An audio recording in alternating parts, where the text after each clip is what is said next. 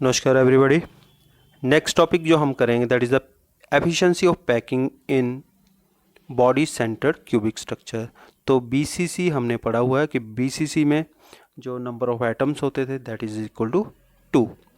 तो यहीं से आगे स्टार्ट करेंगे। हमारे पास एक यूनिट सेल है, ठीक है, जिसमें बॉडी के सेंटर में क्या रहेगा, एक ये हमारे पास स्फीयर मौजूद है। अब इसमें पिछले केस में हमने सिर्फ एक ट्रायंगल को लेकर एफसीसी का स्ट्रक्चर क्लियर किया था।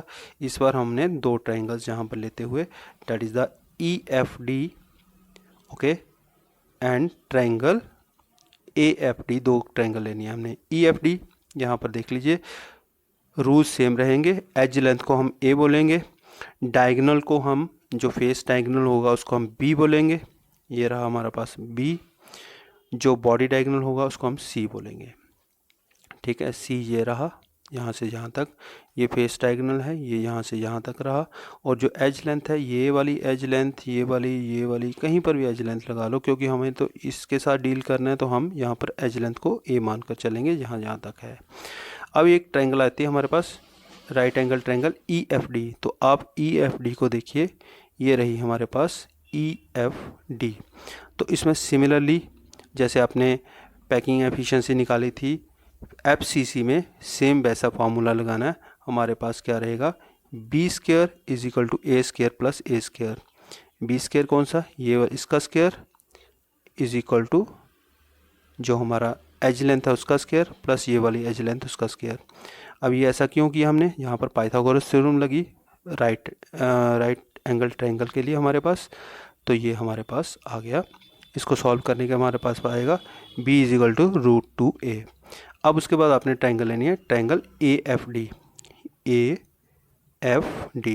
तो यहाँ पर एक हमारे पास क्या है, बॉडी डायगोनल पहले ही मौजूद है।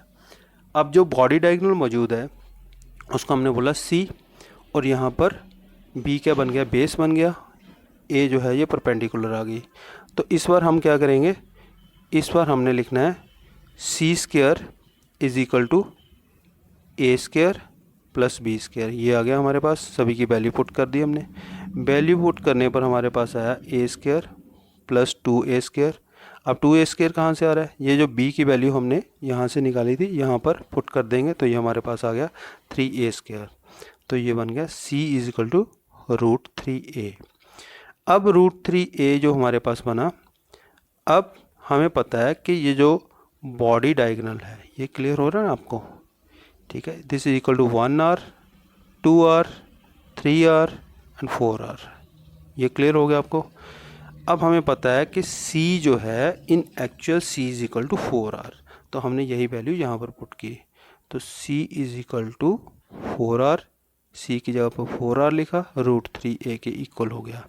जहाँ हम लिखेंगे A is equal to 4r by √3। तो या फिर हम इसको ऐसा भी लिख सकते हैं, R इसको यहीं रहने दो, right, is equal to 3/4a। तो इसको आप जैसे मर्जी मैनिपुलेट करके लिख सकते हो। अब क्योंकि हमें पता है कि जो BCC है, बॉडी सेंटर्ड क्यूबिक है, उसमें टोटल नंबर ऑफ एटम्स कितने रहते हैं, उसमें रहते हैं 2। और एटम को हम किससे कंपेयर करते हैं, जब पार्टिकल को किससे कंपेयर करते हैं, हम उसको कंपेयर करते हैं स्फीयर से। तो यहाँ पर हमने स्फीयर का जो वॉल्यूम है उसके साथ उसको मल्टीप्लाई कर दिया, ठीक है। उसके बाद हमारे पास पता है हमें कि जो हमारे पास एक यूनिट सेल है उसका वॉल्यूम, जो क्यूबिक है उसका वॉल्यूम कैसे निकालते हैं, हमारे पास length into breadth into height. जहाँ पर LB इक्वल टू A है, BB is equal to A है और HB is equal to A है। तो हमारे पास LBH का फार्मूला लगाकर A³ इज इक्वल टू, अब A की वैल्यू कितनी आ रही है हमारे पास, A की वैल्यू आ रही थी 4r अपॉन √3। तो हमने A³ की जगह पर लिख दिया दैट इज़ 4 अपॉन √3r का क्यूब लिख दिया। तो ऐसा लिखने से ये हमारे पास इक्वेशन जा हम लिख देंगे that is A³ is equal to this one. अब हमें एक वैल्यू तो पता है, एक वैल्यू ये पता है कि पैकिंग एफिशिएंसी जो है, पैकिंग एफिशिएंसी क्या रहती है कि total volume occupied by the 2 spheres divided by the total volume. Total volume कितना निकला हमारा, that is equal to 4 by ये हमारा total volume, right.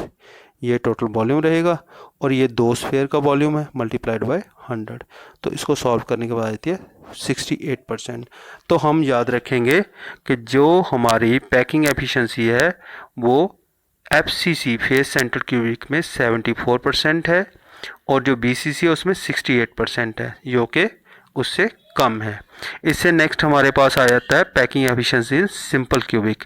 Packing efficiency जो सिंपल क्यूबिक में हमें पता है कि सिंपल क्यूबिक में कंट्रीब्यूशन रहती है टोटल नंबर ऑफ एटम से 1। तो एक एज लेंथ किसकी इक्वल रहेगी? तो सिंपल क्यूबिक में एक एज लेंथ जो है वो रहेगी हमारे पास, that is a is equal to 2r meaning 2 radius.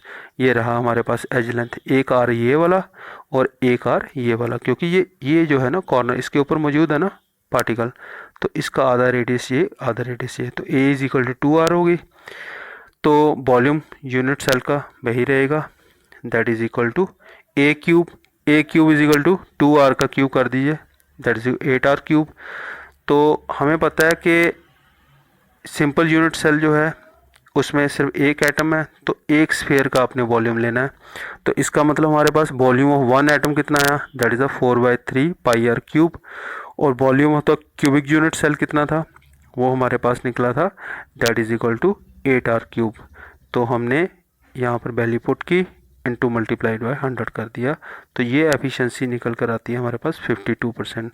तो यहाँ से हमें क्लियर हुआ कि cubic close packing, hexagonal close packing जो है उसकी मैक्सिमम एफिशिएंसी होती है, दैट इज़ 74%। FCC जो है उसकी 74% एफिशिएंसी रहती है। उसके बाद हमारा BCC है उसकी एफिशिएंसी 68% रहती है। और उसके बाद हमारे पास जो सिंपल क्यूबिक है उसकी एफिशिएंसी 52% रहती है। तो आप ये पैकिंग एफिशिएंसी वाला कॉन्सेप्ट जो है ये आपको पता होना चाहिए, पैकिंग एफिशिएंसी कैसे निकालते हैं। तो इसमें से कोई क्वेश्चन जो है अभी डेरिवेशन का पूछा जा सकता है आपसे CBSE या बोर्ड एग्ज़ाम में, तो इसको करते रहिए। अगर आपको फिर भी कोई डाउट है, you can have a message on my YouTube account, वहाँ पर मैसेज सेंड कर सकते हो आप या मुझे मेल कर सकते हो। Keep liking and subscribing my channel. Have a nice day, thank you.